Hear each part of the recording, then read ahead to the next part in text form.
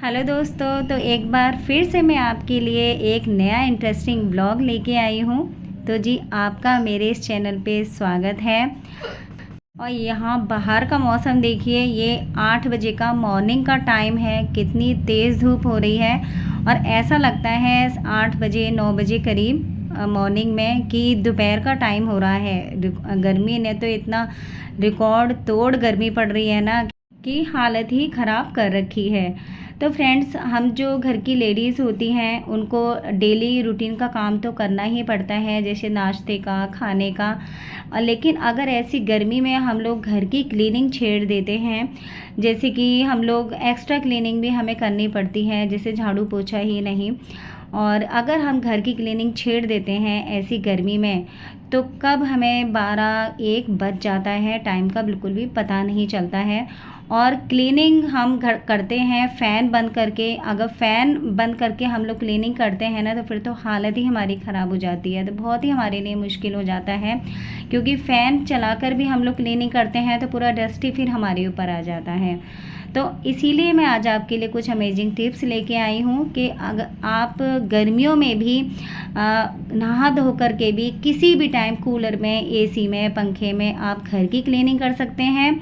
बहुत ही अमेजिंग और बिल्कुल न्यू टिप्स हैं, तो आप पूरा ज़रूर देखिएगा वीडियो। और क्योंकि हम थोड़ी सी समझदारी दिखाएंगे, थोड़ी सी चालाकी दिखाएंगे, तो हमारा घर जो है ज़्यादा ठंड में भी और ज़्यादा गर्मियों में भी साफ़ सुथरा रहेगा और हमें प्रॉब्लम भी नहीं आती है।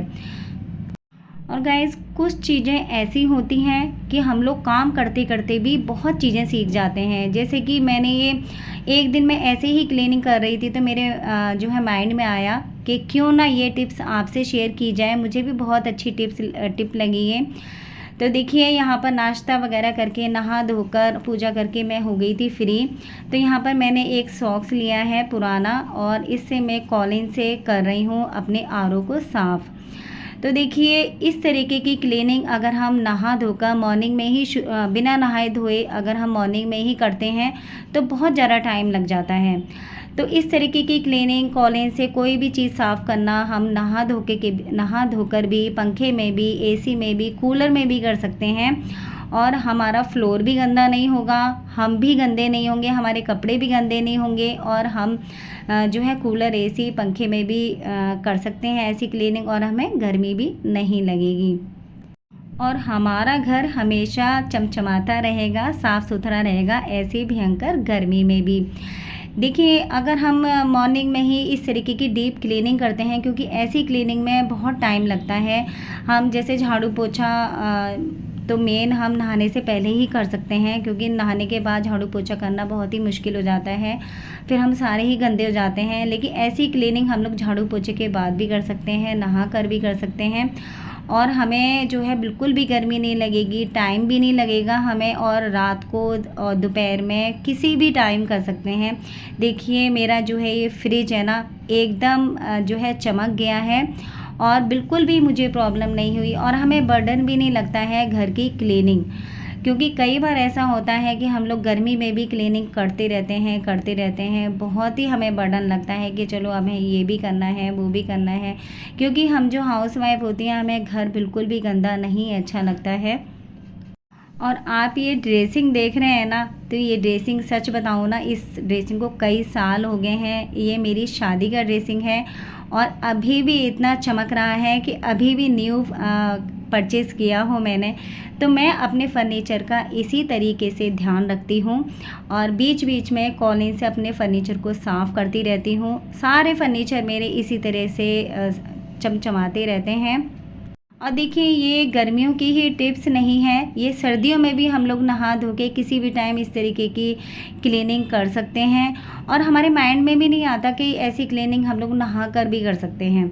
बस ये छोटी छोटी टिप्स हैं। आप लोग सोच भी रहे होंगे कि ये क्या टिप्स बताई हैं, लेकिन सच बताऊँ तो बहुत छोटी टिप्स हैं ये, लेकिन बहुत ही कमाल की टिप्स हैं। क्योंकि हम चाहें तो थोड़ी सी समझदारी दिखा के अपने घर के काम को बहुत ही आसान कर सकते हैं, और हमें बर्डन भी नहीं लगेगा।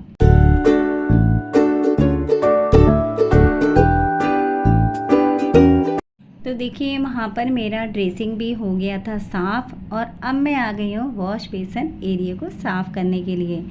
तो देखिए वॉश बेसन तो नहाने से पहले ही साफ़ किया जाता है, तो मैं नहाने से पहले ही मैं वॉश बेसन एरिया को साफ़ करती हूँ। लेकिन ये मिरर तो हम किसी भी टाइम कर सकते हैं।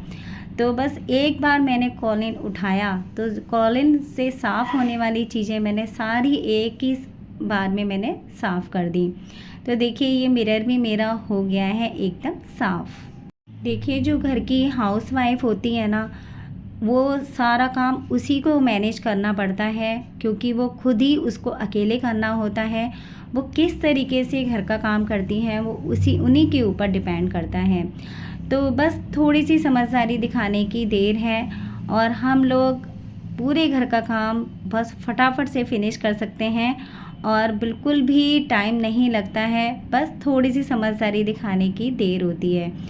तो मैंने डाइनिंग टेबल भी साफ़ कर दिया था और यहाँ पर जो है मैं सुबह के बादाम खाने भूल गई थी, तो बादाम भी मैंने छील के खा लिए हैं, क्योंकि यहाँ पर मेरी क्लीनिंग भी हो गई थी, पूरे घर का मेरा काम भी फिनिश हो गया था। बस ये थोड़े से कपड़े मेरे बचे हुए थे सुखाने के लिए, ये मैंने नहाते समय ही हाथ से मैंने वॉश कर दिए थे, मशीन तो मैंने नहीं लगाई थी।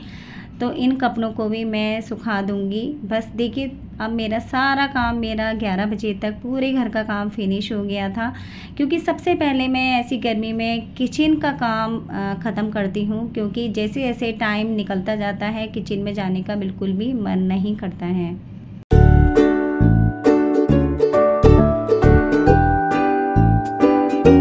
तो फ्रेंड्स आज की ये टिप्स कैसी लगी कमेंट करके प्लीज़ मुझे ज़रूर बताइएगा और चैनल को सब्सक्राइब ज़रूर कीजिएगा, वीडियो को ज़्यादा से ज़्यादा लाइक और शेयर कीजिएगा। तो मिलते हैं नए व्लॉग के साथ।